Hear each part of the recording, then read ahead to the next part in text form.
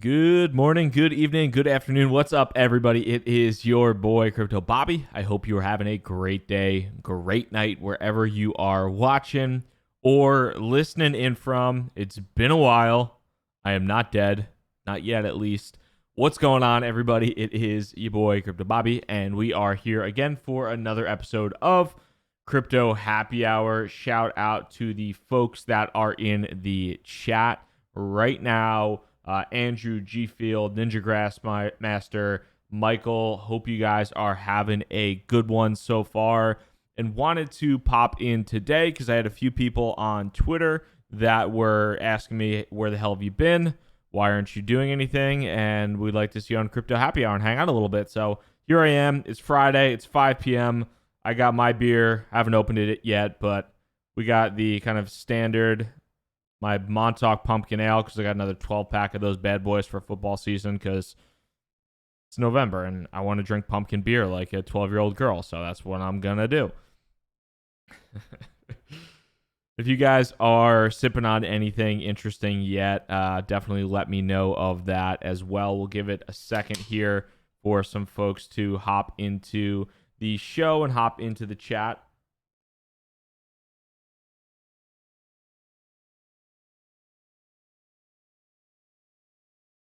And so over the course of today, I want to talk about a couple different things in addition to the usual of answering your questions, shooting the shit, having a good time, because that's what Crypto Happy Hour is really all about. But want to talk about the China crypto crackdown for the 7,647th time after China, made a baby with blockchain like 2 weeks ago and pumped the price. Here we are again. What the hell's happening, right? What's going on? So we'll talk about that a little bit. I also want to talk, and we'll probably kick things off with like the is crypto dying? And it partly stemmed from a conversation that I had with some folks actually at lunch this week that don't necessarily like work in the crypto industry, but they're somewhat aware of it. And there was kind of the question really related to proof of talent and just recruiting in the blockchain industry. So I wanted to talk about that because I'm sure for a lot of you folks that don't do this stuff full time and maybe study, read up, watch YouTube videos, listen to podcasts, just kind of casually go through this stuff and don't maybe work in it full time. You might maybe be having some concerns or things like that. So I want to give just my thoughts on like the crypto industry dying, because that's a legit question I got. And then again, we're going to go into all of the all of your questions as well. And again, so sorry too. I know I've been somewhat on a decent consistent video streak recently until the last week or so, until the last 2 weeks, and apologies for that. Things with proof of talent have gotten super, super busy, which is good because if things aren't busy, then I'm going to be begging Oracle for a job back. No, but things are good. This month has been by far the most successful month we've had so far, which is fantastic. I have somebody that's starting on Monday in a new job that we placed, which I'm super pumped about, working at a crypto quant fund in New York. So that's awesome. Also had somebody else get an offer earlier this week. So we'll see how that ends up panning out, if they end up accepting the offer, if it's satisfactory for them. But had an accepted offer last week, another offer come out this week, and I'm pretty pumped about that. So things are really moving in the right direction with proof of talent. And honestly, that's just like YouTube, to be really honest. It isn't paying the bills. Proof of talent is paying my bills. So I got to pay my bill at some point. The rent in New York City is not cheap. So that's where we're at right now. But going back to the point of the, is proof of talent dead? No, it's not dead. Is crypto dead? So again, I was at lunch the other day this week with a couple people that pay attention to the crypto world, work in kind of the recruiting industry, and one of them had an overall thought is is this industry still alive? Like what's happening with it? There were a lot of promises, right? And so when people kind of ask that question, my thought process is in general, when somebody's like, is the crypto industry dead? Is it dying? Bitcoin was supposed to be at $100,000, $50,000, all this hype, all these projects, all that type of stuff, right? Well, crypto or just the cryptocurrency, Bitcoin, blockchain industry, whatever the hell we want to call it, is not dying by any stretch. It's not going anywhere, but bad ideas are dying. And bad ideas are not getting funded, and just bad companies are either going out of business or they're not making progress. And what I mean by that is in 2017, you could get $30 million of non-dilutive capital. You could raise $30 million in an ICO like that with a 5-page white paper and an endorsement from one person. Or, you could raise 10 million, like raising $10 million was like an easy thing to do, right? And that was like a conservative ICO. It's like, we just raised $10 million. It's cool. We're good. Now things are a lot different. Like the environment's a lot different. People are a lot more bearish on a lot of these different applications of blockchain technology. People realize not everything needs to be decentralized. Not everything needs to have some type of blockchain component. You don't need the Uber of blockchain of weed, of marijuana, of WeWork. So a lot there's kind of this like ramp. There was this rampant speculation period, and also this rampant period of everybody saying this needs blockchain, that needs blockchain, this needs a cryptocurrency, that needs a cryptocurrency. I'm sure we can all look in the mirror now and for the most part realize that that was a wild time, and that a lot of the assumptions or a lot of the information that people ended up putting out was not correct, and that not everything needed, any of this type of technology, and the amount of money that was raised was just way too much at the time. Now we're in a point in time, though, where you do have these companies that are raising capital.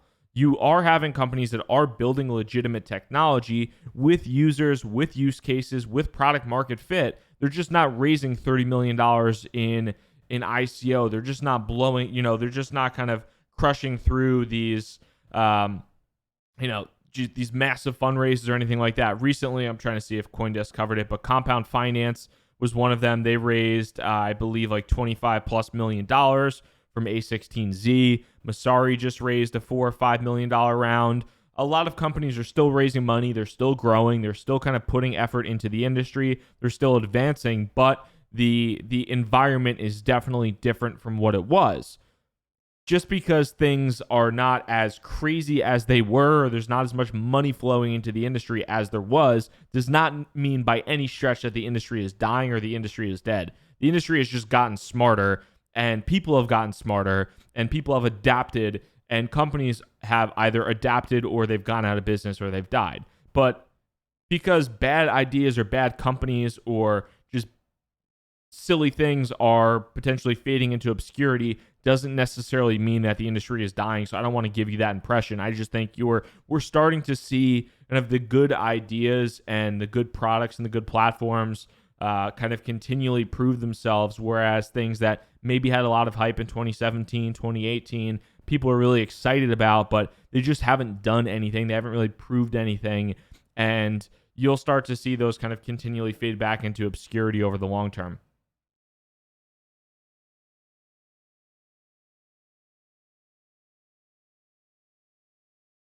Freeman Young says bear market Bobby. Yep, we got the beard rolling. It's kind of a winter beard. I haven't skied yet this year, but when I ski, I want to have a nice beard. It's also it's the bear market, right? We're in the pullback. I don't know. I just kind of like having a beard.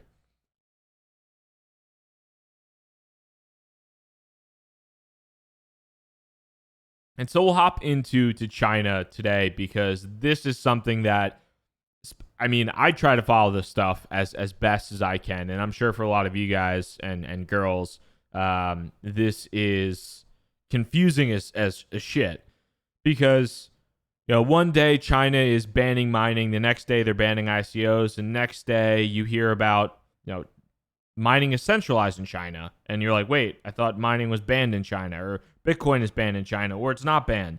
And then all of a sudden you have a few weeks ago the president of China coming out and saying, hey, we're going to embrace blockchain technology, and then the price of Bitcoin shot through the damn roof and saved the world, and everybody was bullish again, and all of China was going to come buy your bags and my bags, and Neo pumped so hard that they were going to rebrand it to Ant Shares, and VeChain pumped again. Shout out VeChain. That was a fun one in 2017. But you had all these, these Chinese Ethereums and these Chinese cryptocurrencies pumping. And then today, you have this news that China is now cracking down on cryptocurrency trading again. So it's like one day, one thing's happening. One day, the next thing's happening. Your mind isn't a pretzel. And it makes it difficult to discern. And adding on top of that fact, to be very frank, anytime there's any type of news about China, and it's always some like screenshot that's not in English, and somebody saying something ridiculous about like something typically bullish. But every time there's a screenshot from something in Chinese, I just assume it's an error in translation and that it's not true. And most of the time, it seems like it's an error in translation. But this is the recent news that financial regulators, after China came out and said, we're going to embrace blockchain technology and we're going to be the leaders in it, this, that, and the other thing, they're coming out and saying they're cracking down on cryptocurrency trading. So part of this does go to show, too, that it is kind of the blockchain, not Bitcoin approach. I don't think that China is necessarily going to embrace Bitcoin and all of a sudden you're going to just see your bags pumped to $1 bajillion again. I don't think that's going to happen. China, I think, is more interested in the anonymity or lack thereof features that you might find within blockchain technology and implementing them and digitizing their own currency. And I think that is something that they're going to look at over time and kind of evaluate. So I'm not super bullish again on like all of a sudden China just driving this crazy growth and things crushing it again. But with it's so crazy how it's just this like flip flop, and it's one of the more confusing scenarios I think in just the crypto world in general. Is like, what's China doing today? I have no idea. Are they bullish? Are they bearish? Is it legal? Is it not legal? If it's not legal, how are they still doing it? And then there's just such a cultural divide and media divide in general.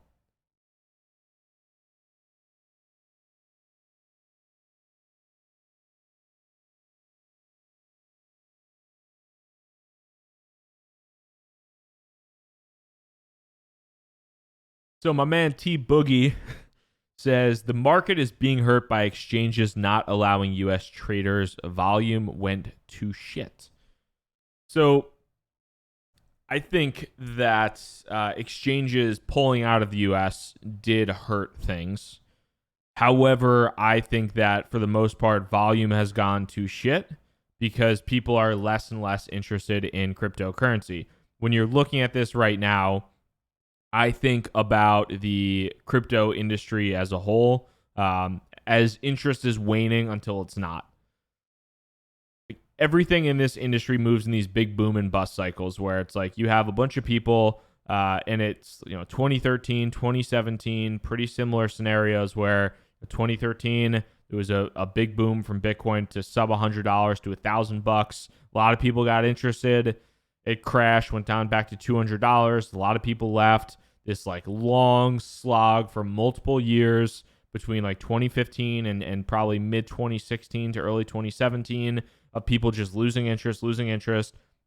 All of a sudden, things came back up and skyrocketed and went nuts. And you had the same amount of people that probably got back into it from 2013. But then you also had this 10 to 50x boom of people on the outside that got in.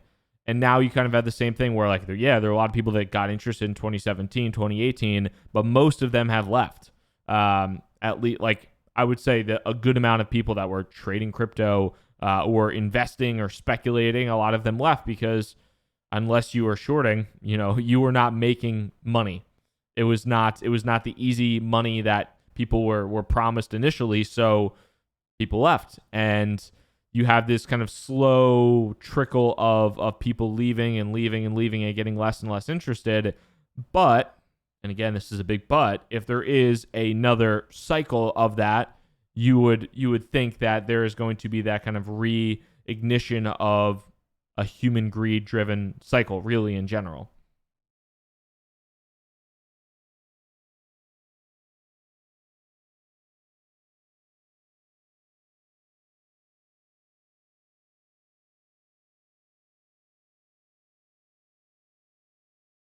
Albert, going with the Diet Coke and a carnitas burrito. I am a big burrito guy, big steak burrito guy, so carnitas is always a move.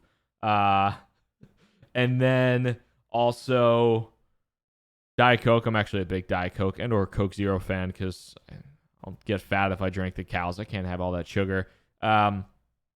Jordan Madrid says, referring to the lack of interest, like your viewers.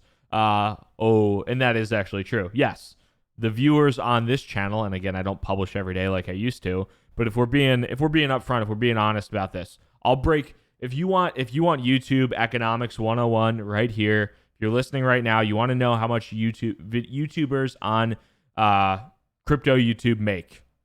I'll tell you right now. We'll get into it. So, if you want to know, let me know in the comments. If not, I won't get into it. But if you want to know how much the crypto YouTubers and the economics of YouTube, how that works, I'll give you the insight.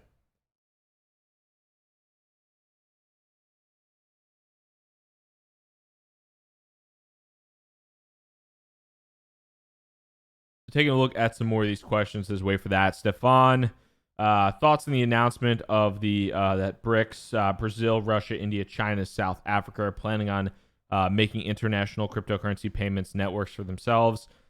I'm still not super like enterprise blockchain and or like private blockchain networks. I'm not as appealed by. I guess there are some efficiencies that they may gain from that, but I'm somewhat disinterested in that overall. All right, so we got some I want to know. All right, so we'll dive into it. So basically on YouTube, you make ad revenue, right?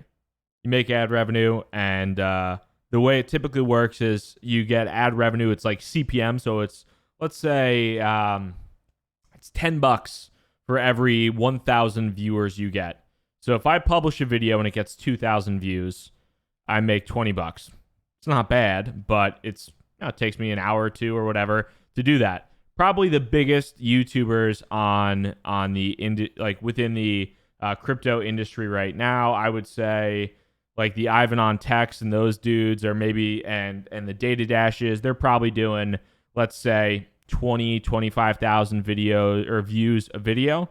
So if you say they're getting 25,000 times 10. If they do that a day, so they're making $250 a day in YouTube ad revenue, not counting any type of sponsorships, which I'm sure they do as well. But if they're doing that a day, you're making maybe 91 grand a year, which is good. But you are like literally right now the number one crypto YouTuber. If they make a video every day and they get about 25,000 views, they're probably making 90 grand, which may sound like a lot of money to you, may not. I don't know, but the economics of just like recruiting for me are a lot better than that. And so yeah, I mean, if this was the quote unquote bull run, people are probably making upwards of $20,000-$30,000 a month, and not 90K a year. But yeah, that's like a little bit like so. I mean, I kind of look at this, and to be just super frank, because I don't like to bullshit people, but, I look at it and I look, if I absolutely bust my ass right now and make a video a day and have super high production, like Ivan on Tech's videos now, that dude has like a producer and it looks great, and, he has like a TV studio. Thing's sick. But if I like bust my ass and do that, like I'm still probably not going to be able to compete with that, and it's for what, 90 grand a year to basically make a video every day. Like I'm not going to get into personal income, but it's not my cup of tea. So I like making videos because I like making videos, but like to have it basically be a job, so that's what it is.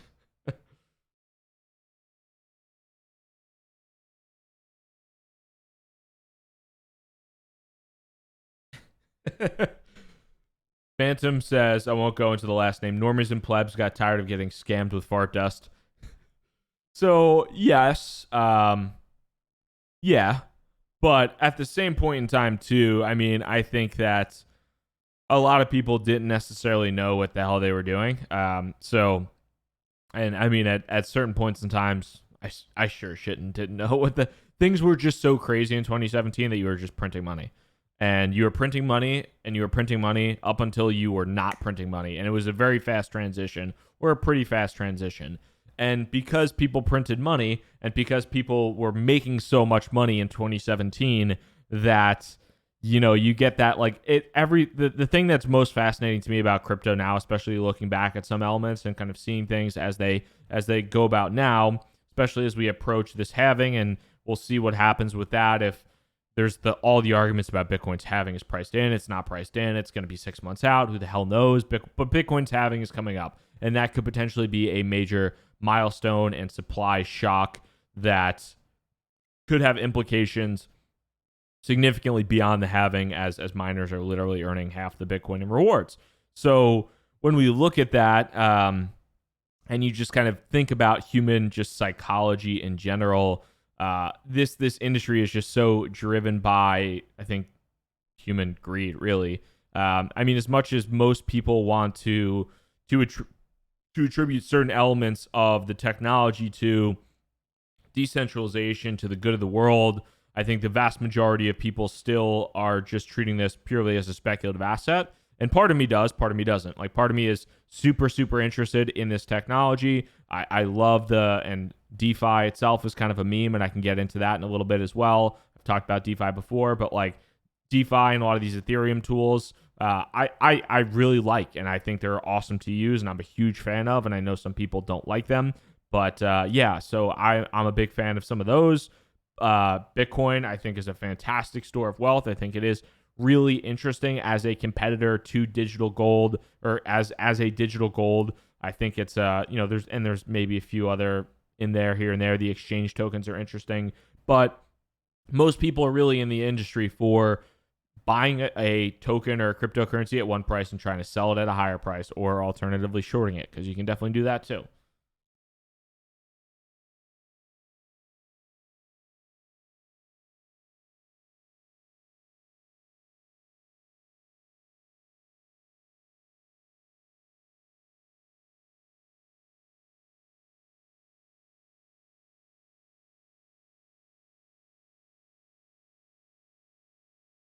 So going back to the subject of the of Brazil, Russia, India, China, and South Africa, I believe it was.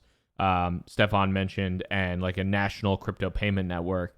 Um, and then he mentions, but does a national crypto payments network encourage banning of Bitcoin in those countries?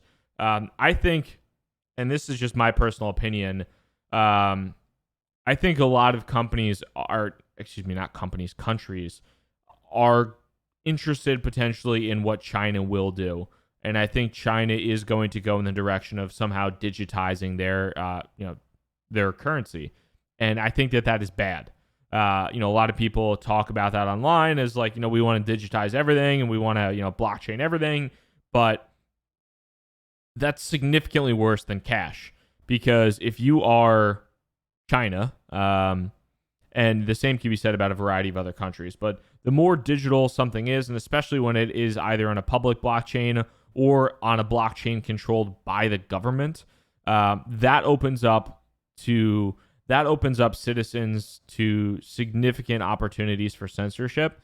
And like, you can imagine, if you are a political opponent of the president in China or something like that, your assets could, I'm sure, get frozen. Like, on certain different types of blockchains, you can freeze a token. You can use a smart contract to freeze an ERC20 token. You can do a variety of different things. So I think it really opens up digital surveillance, financial surveillance, censorship.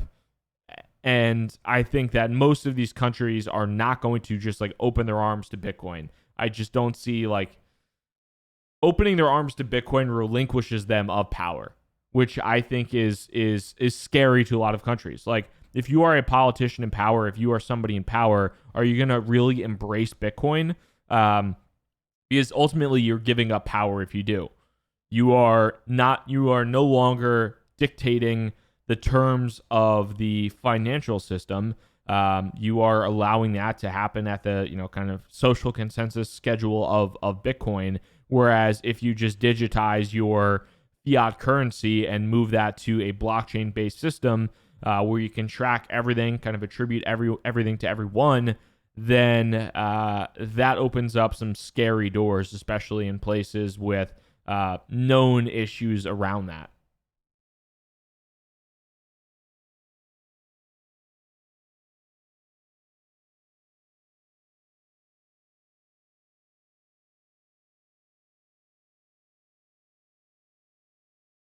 Danny Lurian says, "Why not use blockchain technology for voting? Is it safe?" Question mark. I haven't looked into all the specifics of this. This is like, to be fair, this is one of those things that I think people on the periphery look at and they're like, "Wow, blockchain voting, perfect use case. Boom, let's do it."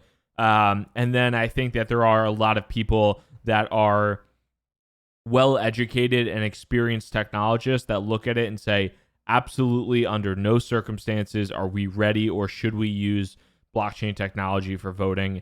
And I don't remember off the top of my head. It's a few people that I definitely enjoy kind of hearing about and listening to their thoughts, but they've been pretty vocal against blockchain voting. And I think ultimately, like anything with blockchain technology right now is not necessarily ready for quote unquote mainstream adoption per se. So I don't see, potentially it's a use case in the far future, but trying to push the agenda seems more like somebody trying to push blockchain as a reason for pushing blockchain, and ultimately they probably have bags of crypto in their back pocket. Whereas I just don't. I've heard pretty vocal criticism against it, which I tend to trust.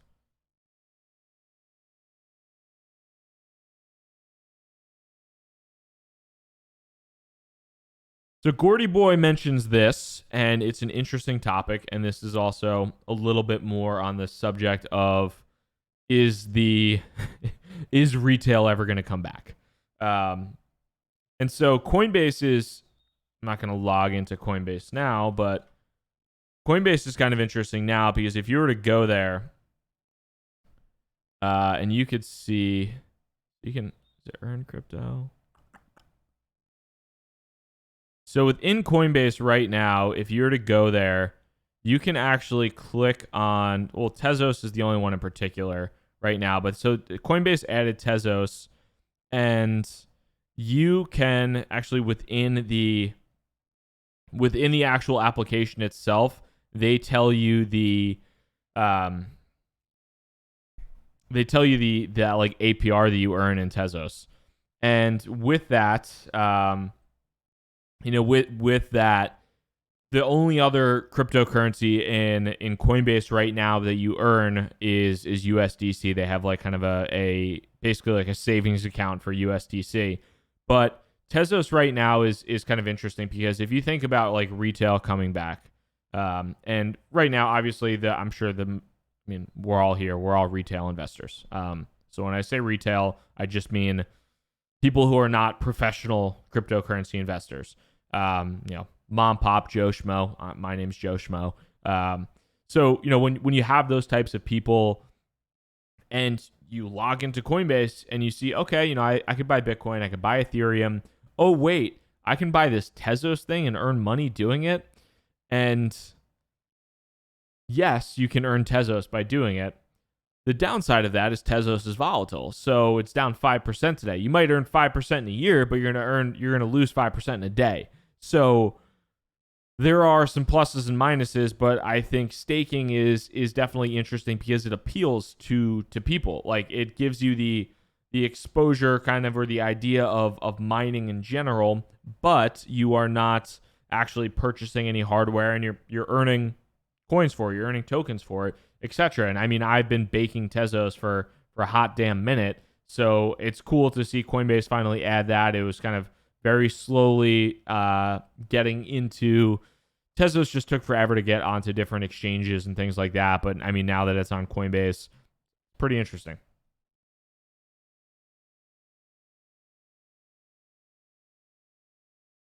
Hey Bender, thank you very much for that super chat. I appreciate it. And I think earlier you said Bitcoin, not blockchain. And yeah, I mean, I think that when you're looking at the industry as a whole, Like there's a lot. That's the easiest way to tell somebody has no fucking clue what they're talking about. And excuse that, I'm sorry, no clue what they're talking about. Is when they say like blockchain, not Bitcoin, or go on the whole rant of, I think this blockchain technology is really impressive. I'm not sure about Bitcoin, but blockchain technology, that's impressive. And I think that has the tendency to really revolutionize the world. Like when I hop on the phone with a job candidate and I'll be like, hey, do you, the positions with so and so, just curious, do you have any experience with cryptocurrency or the crypto markets or blockchain technology, or just any interest in it at all? And they give me that answer. I'm like, buddy boy, I don't know if we can be friends. So yeah, I'm definitely on the Bitcoin, not blockchain train as well.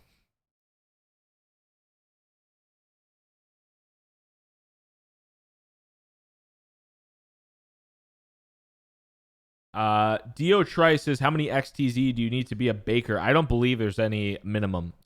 So I think for some of the different like baking tools.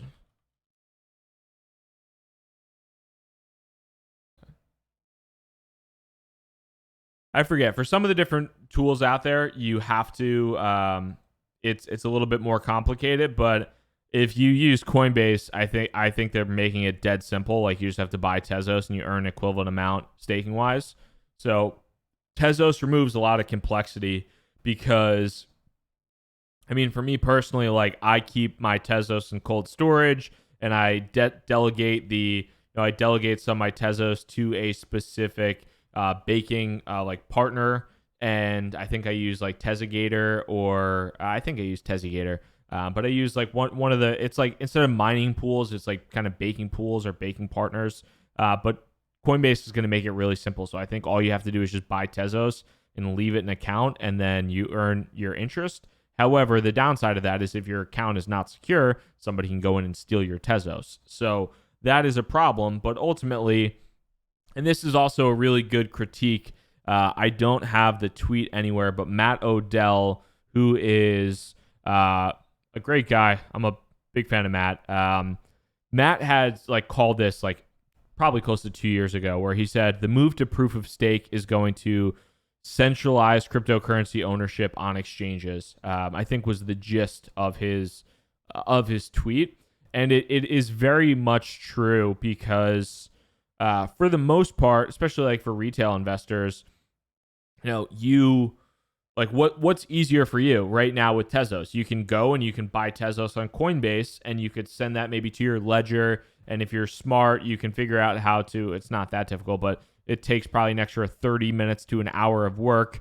You send it off to your ledger, to your treasurer, or whatever, and you delegate that, and then you start baking through your hard wallet or your cold storage. Or alternatively, you can just buy it in Coinbase and you can just leave it there, and you will earn your staking rewards, right? The same thing is for Binance. Like that's one of the big reasons Binance became super popular in 2017 when Neo was blowing up. They paid out Neo gas. So there's a huge incentive for everybody to just hold their Neo on Binance because they were getting paid gas.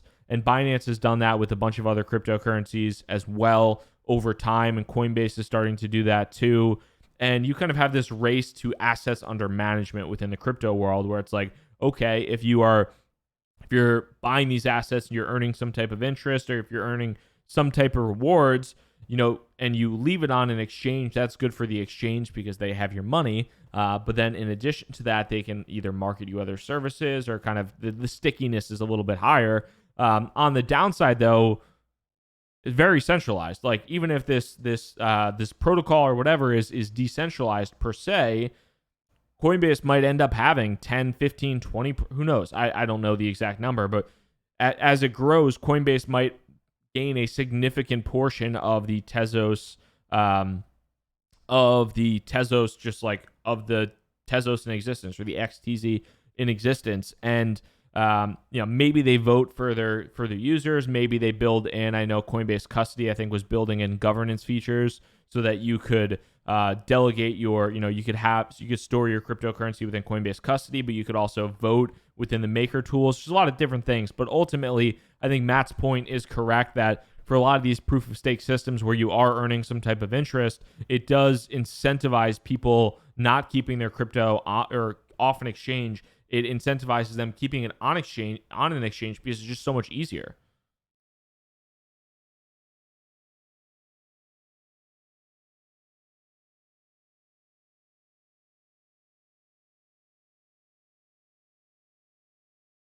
Bender Veloso, thank you very much for the kind words. I really, really appreciate that. And Chief says Bobby knows I'm just joking, but the Jets are who we thought they are. Don't rub it in, man. The Jets suck, but I'm still a diehard. I'm still just like crypto. I ain't fucking leaving. I ain't leaving. I'm not leaving the Jets. I'm not leaving this industry. If anything, the Jets have treated me that you're gonna get kicked in the nuts over and over and over and over. And you're eventually just going to start to enjoy it. You're just going to be like, every Sunday, I'm going to get kicked in the nuts. It's going to feel great, right? Not really, but hey, that's just what I've come to expect. Every morning I open up Twitter, I see BitMEX wrecked, and I see the price of crypto going down, and I'm just like, hey, I love this. This is fun. The Jets trained me for it, so that's where we are.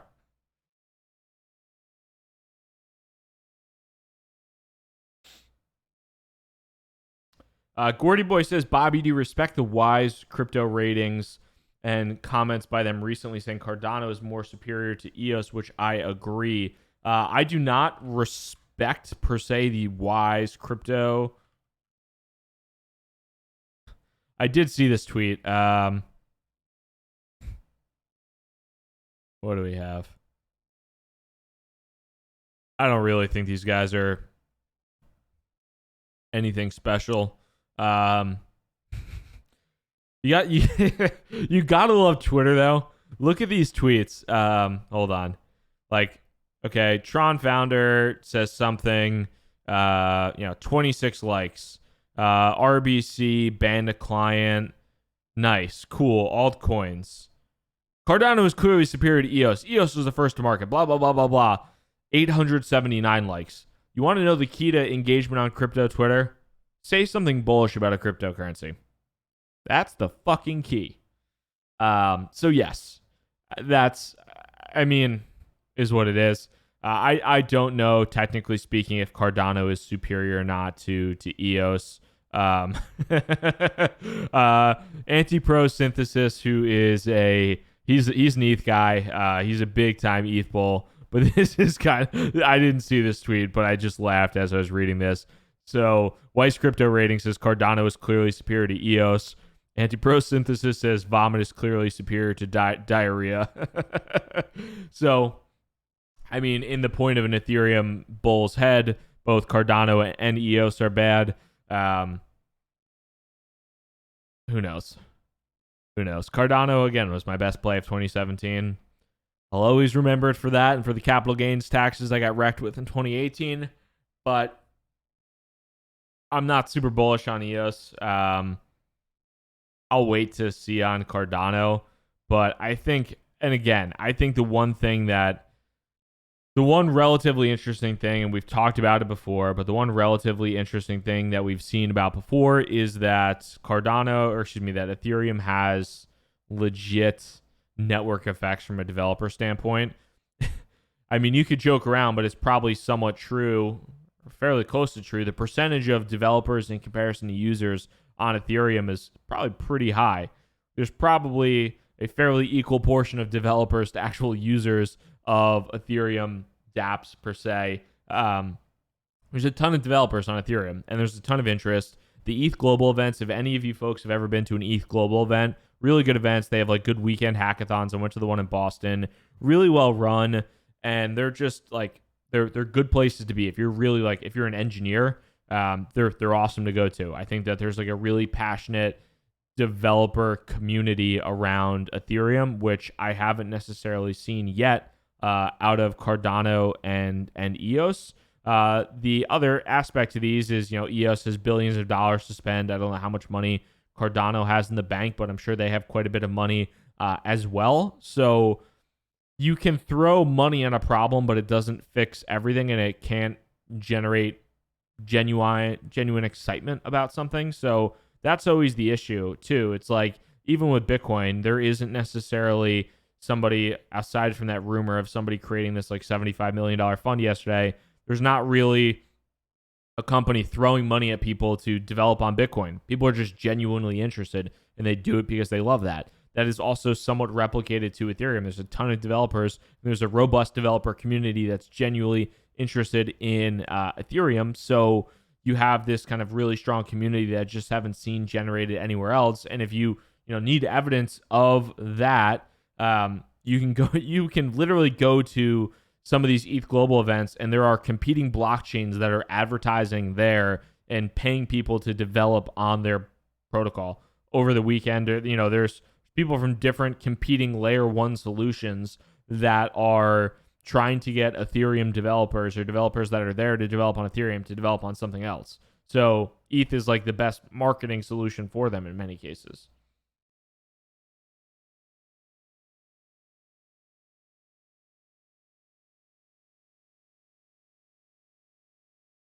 Freeman Young, what's up, man? What do you think about backed adding options? I don't know too much on the specifics there with backed and options.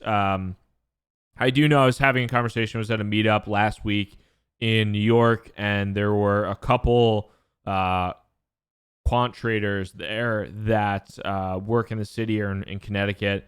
Side note, it's funny. People on Twitter are always like, man, these crypto influencers really like they're influencing the market. It's like if you think some broke boy, some broke cartoon boy in his mom's basement is the one that's moving the market, you're out of your mind. It's really the guy in a suit that is in Greenwich, Connecticut, working at a crypto fund, or some dude in Singapore or Hong Kong that's working at a crypto fund and super levered up, and not super levered up, but levered up with a good amount of capital that actually knows what the hell he's doing. That's somebody that's moving the market. It is not, it is not Johnny Boy 696969. That is your favorite Twitter egg that has 12,000 followers. That is charting, the RSI and the MACD and the Elliott wave. That guy is not moving the market. But getting back to it, aside from the tangent, they were talking these quant traders. In addition to that, actually, one of them was like, "I hate crypto Twitter, but this one guy, Loom Dart, is always right." So shout out Loom. You were getting some. Loom Dart was getting some respect in the crypto trader circle from somebody from who works at a legit fund in like Greenwich or Stamford, Connecticut, which if you're in the New York area, is a like hedge fund capital. But they were talking about options really being needed to have a solid effect. And like right now with the existing options in place, there's just no liquidity and you can't take a position of really much size at all. And then they were also kind of talking a little bit more just about Asia leading the way in a lot of this stuff. And just saying like, these Asian exchanges are just absolutely pounding out new products and kind of driving a lot of the liquidity and a lot of the innovation. So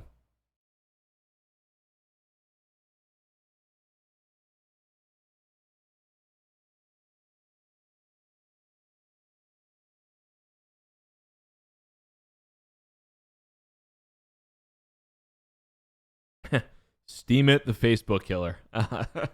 Facebook is bajillions of dollars in profit, and Steam it does not.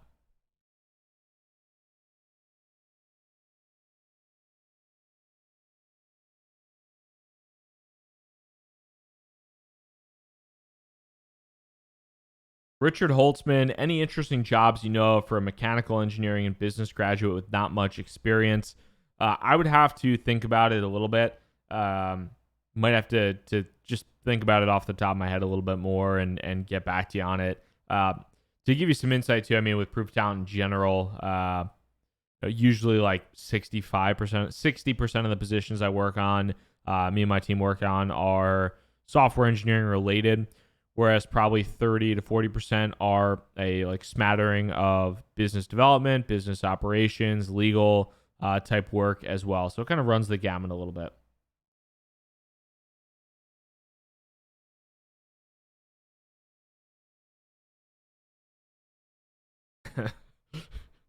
Bender says, Bobby, why did you sell your Chainlink bag? You would have gained a lot. And I'm not talking about in USD gains. I'm talking about BTC gains. Bro, why don't you rub it in? Rub it in, man. No, I don't know.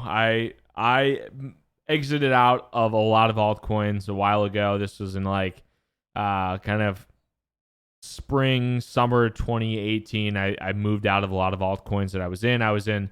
For a while. I was a heavy shitcoiner. Still am. Rep it proudly. Why not? There's this bad notion of like being, if you have any money in anything else besides Bitcoin, you're like an evil person. I'm like, yeah, screw it. Why not? I like it. Let's go for it. But Link was one of those, and I liked Chainlink early on. Like I remember I made a video about Chainlink in maybe August or September of 2017. I thought it could be pretty cool.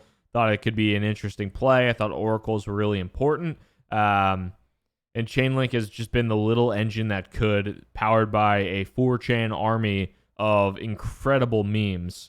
So I was looking at a Pomp tweet today, and in his mentions there was a picture of, I think, Sergey, who's like the Chainlink founder, and it was just a Time magazine cover superimposed with Sergey's face, saying like, Time, Sergey from Chainlink ushering in the fourth industrial revolution. And I was sitting at my desk here by myself, cracking up, laughing at it. And like the Chainlink memes are, I mean, I'm assuming somebody like there's a little bit powering it more than memes, but it's wild to see how well it's done in a period where a lot of other assets have not even come close.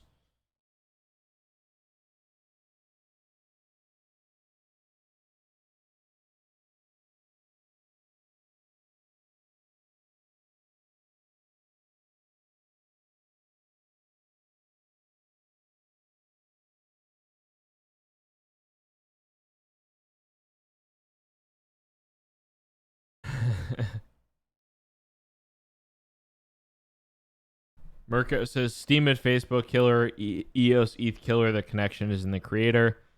Did you just get Larimered? I don't know. Maybe you did. Pop over to the block and see what's up. See if anything else has happened. Not necessarily.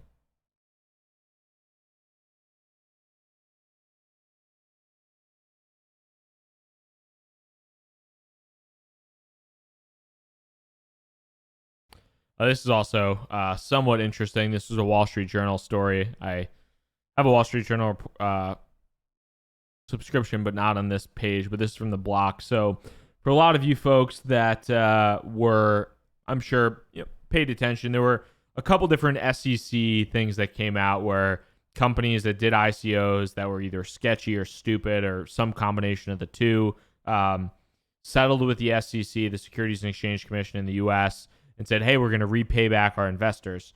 And that was part of the settlement. But the three that did, apparently none of them have. It was Paragon, AirFox, and I think Gladius. I think that they have until 3 days from now. And funny because Paragon, so Paragon was like, oh, we're going to repay investors. They raised $12 million. They have current assets of $95,000, and I think they owed like $12 million back, or something in that range. So there is, and their plan to, according to the Wall Street Journal, their plan to earn that money back was they bought a building. Like it wasn't a $50 million building. It was like, I don't know, but that's a quick burn rate. $12 million to $95,000. Shit, boy. What happens when you pay the game all your money to go on Twitter and be like, yo, I'm repping Paragon.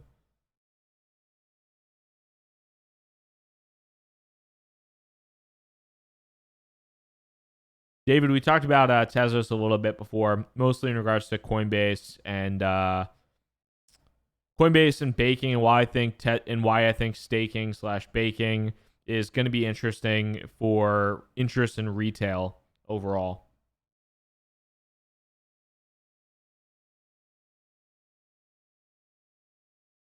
If you have questions, sound off in the comments. Happy to try and answer as many of them as I possibly can as well.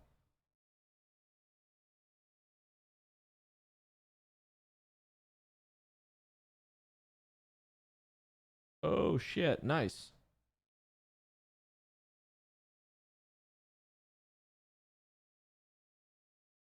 I'm going to get steaks tonight with a few crypto homies, so I'm excited about that.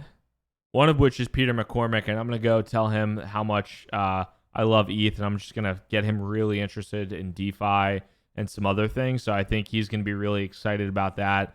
We're gonna do a What Ethereum Did podcast. It's gonna be super sick. Maybe a What BitConnect podcast did. I don't know. Who knows? We'll see. We'll see what happens. We'll get crazy.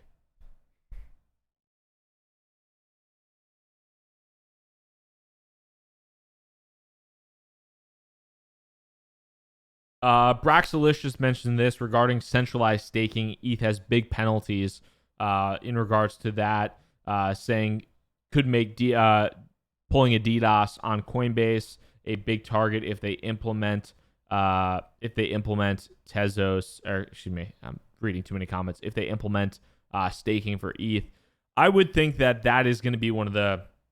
So that's a good point. Number one, but number two, I think it's somewhat underrated. I've been buying the shit out of ETH for a while, for better or for worse.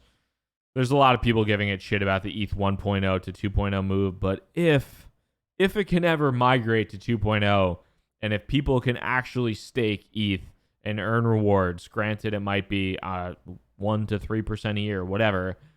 If people are actually staking ETH and earning rewards, I think that could be a pretty decent catalyst for positive movements within the price of ETH.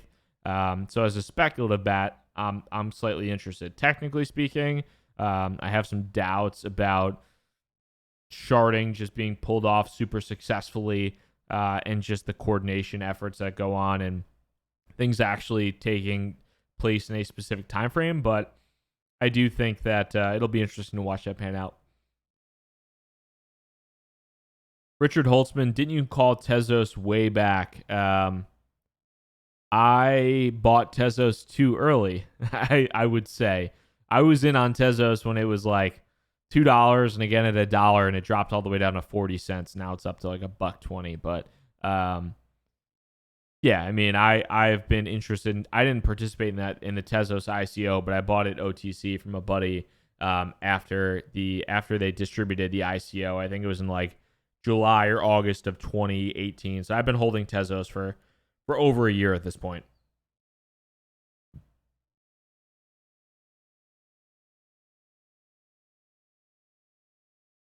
M86 says this. What do you think about Monero? I've talked a little bit about privacy coins in the past. I tend to believe that privacy coins. I've been bullish on privacy coins previously, and I've changed my tune a little bit to them. I think that whether or not you're a big fan of multi-coin, and I've brought this up on the show, but I think they did a good feature on this, and this was by Ryan Gentry. If you Google multi-coin privacy, this will come up, and they did a thesis about close to 2 months ago called "Privacy is a Feature, Not a Product," essentially saying that they do not believe that cryptocurrencies exclusively focused on privacy are going to be successful. And in addition to that, they are long Bitcoin and they are long Ethereum at the given time, at least, and they're short Zcash and they're short Monero. At least short Zcash to BTC, short Monero to BTC.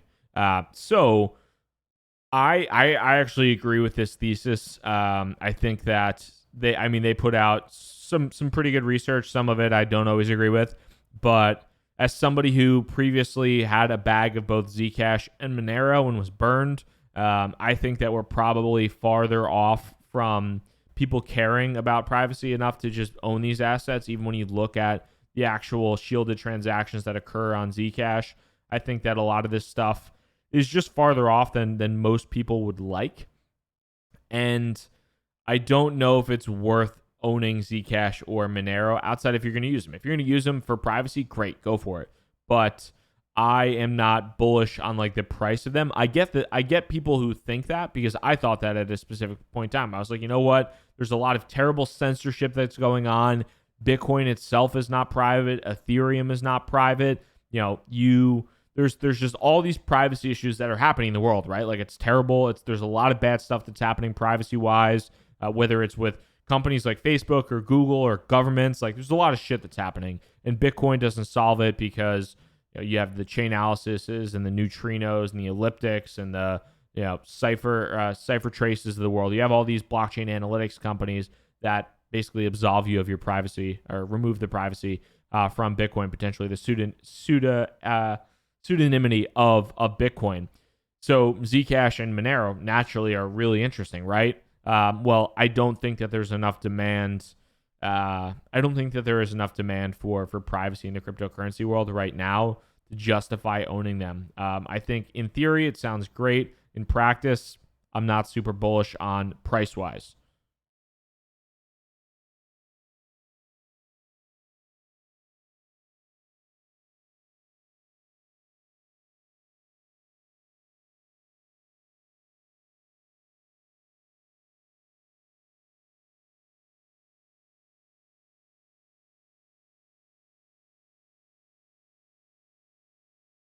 Uh, the Paul D says, "What's your portfolio looking like nowadays? You did good on Tezos. I don't think it's changed at all since.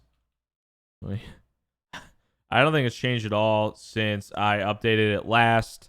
Maybe the percentages have changed, but I haven't really moved anything around. Still heavy in Bitcoin, heavy in ETH.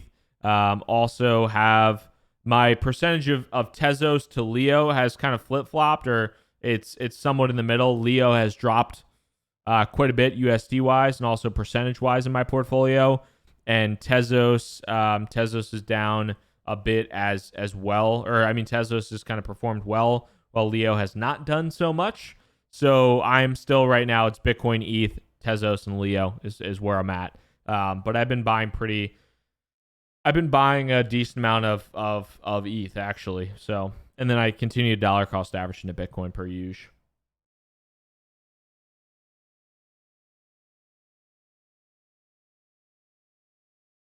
Yeah, Andrew Rivers says, I think that this is worth a read. If you're at all interested in privacy as an investment, um, like Zcash, Monero, Grin, Beam, whatever, I would check out this piece by Multicoin. It might make you reconsider, maybe not, but it's good to see, even if it doesn't make you reconsider, it's good to understand why people are shorting it. That right? Like if somebody's actively betting against you, read why they're betting against you. It's helpful, right? So I would definitely check it out. I think it's a good piece overall, and they do mention things like Litecoin and mixers and some other components that are being built out that might basically that might input privacy into Bitcoin or input privacy into Ethereum before something like Zcash or Monero or Grin or Beam or Verge the Standard, Dogecoin Dark, takes off.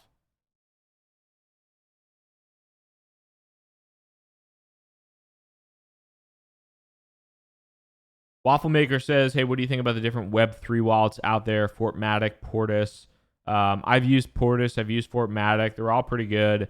I still like MetaMask. I mean, MetaMask isn't bad. Coinbase wallets made some moves.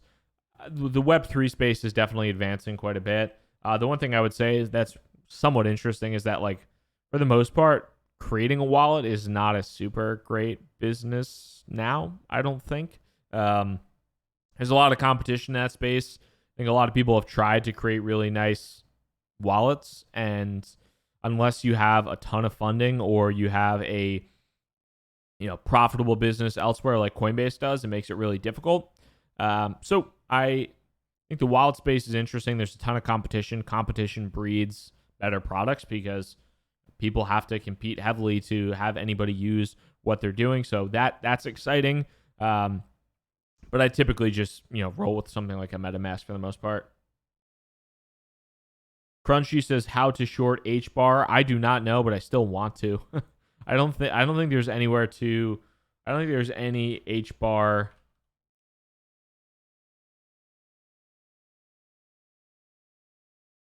I don't think there's anywhere to short H bar as far as I understand it. At this point, at least. Or futures.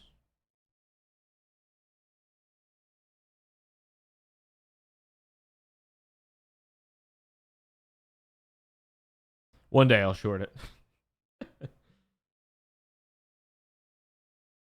All right, guys. At this point, it's basically been an hour, and I would love to chat more, but to be kind of honest, my throat's a little effed up, and I'm going to chill for a little bit before going to dinner. I hope you enjoyed this video. If you did, make sure to hit that thumbs up button, hit that like button, get this video out to all my wonderful subscribers, all 6 of you that are still here, still hanging out in this boring time in the crypto world. Shout out to all of you. I really do appreciate it. But until then, thank you so much for your time. It was good talking to you guys, and I hope you all have a good weekend. Peace, everybody.